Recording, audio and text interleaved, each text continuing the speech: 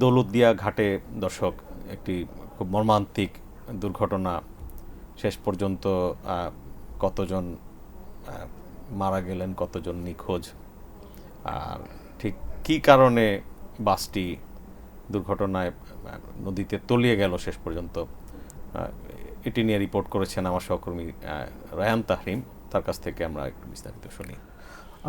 ঈদের ছুটি শেষে স্ত্রী সন্তানদেরকে নিয়ে ঢাকায় যখন কর্মস্থলে ফিরছিলেন সৌহার্দ্য পরিবহনটি, তখন রাজবাড়ী থেকে ঢাকার উদ্দেশ্যে যখন যাচ্ছিলেন তখন যে দৌলতদিয়া যে ফেরিঘাট আছে সেখানে বাসটি ফেরিঘাটে পদ্মার পানিতে ডুবে যায় এবং সেখানে আপাতত ২৬ জনের মরদেহ উদ্ধার হয়েছে এবং ৮ জনকে জীবিত উদ্ধার করা হয়েছে।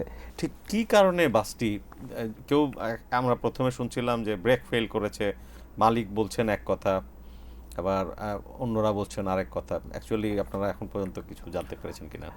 মূলত কুষ্টিয়ার কুমারখালী হতে যখন বাসটি রওনা দেয় তখন যে স্টেশন মাস্টার রয়েছিল সে মূলত বলেছিল যে এখানে ৪০ জনের ধারণ ক্ষমতা, কিন্তু সেখানে ৫০ জনকে বিভিন্ন রাস্তার মাঝে মাঝে তোলা হয়। আপনি জেনে থাকবেন যে বাংলাদেশের বিভিন্ন পরিবহন খাতটি এভাবেই চলে। মূলত এরা যখন তুলছিল এবং এর পাশাপাশি তিনি ব্রেক ফেলের কথাও বলেছে।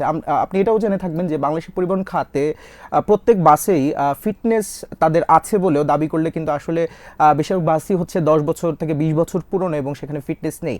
এবং মালিকের সাথে কথা বলার পর তিনি বলছেন যে এই বাসটি তিনি ১০ বছর আগে ক্রয় করেছিলেন এবং সেখানে ফিটনেসের কাগজ রয়েছে।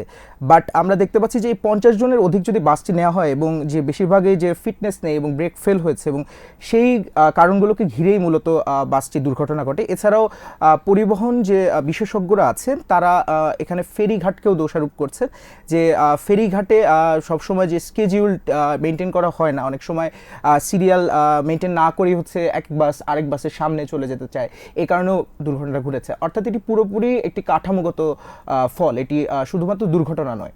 ড্রাইভারের রেকলেস বা ইরেসপন্সিবল যে ড্রাইভিং, এটির কারণেও হতে পারে। আবার এটি নিশ্চিত তাহলে এখনো ক্লিয়ার না, যা বুঝতে পারছি আপনার কথায়, যে জি এটিও ক্লিয়ার না এবং পাশাপাশি ব্রেকটা টেকনিক্যালি কাজ করছিল না, আমরা সেটাকে বলতে পারি ব্রেক ফেল।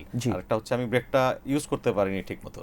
জি এটি আসলে টেকনিক্যালি ব্যবহৃত করা যায়নি। এবং আরেকটা জিনিসও এখানে কনফিউশন রয়েছে, সেটা হচ্ছে তারা ৫০ জনের কথা বললেও মূলত যেটা বললাম আপনাকে যে ২৬ জন এবং ৮ জন মোট মিলিয়ে ৩৪ জনের কে উদ্ধার করা হয়েছে এবং ফায়ার ব্রিগেড বলছে যে আর কোনো ডেড বডি এখানে নেই। কিন্তু এখানে যদি ৪০ জনও থাকতো তাহলে আর ৬ জনের ডেড বডি কিন্তু পাওয়া যাচ্ছে না, সেটা নিয়ে এখনও ফায়ার ব্রিগেড কোনো ধরনের তথ্য দেয়নি।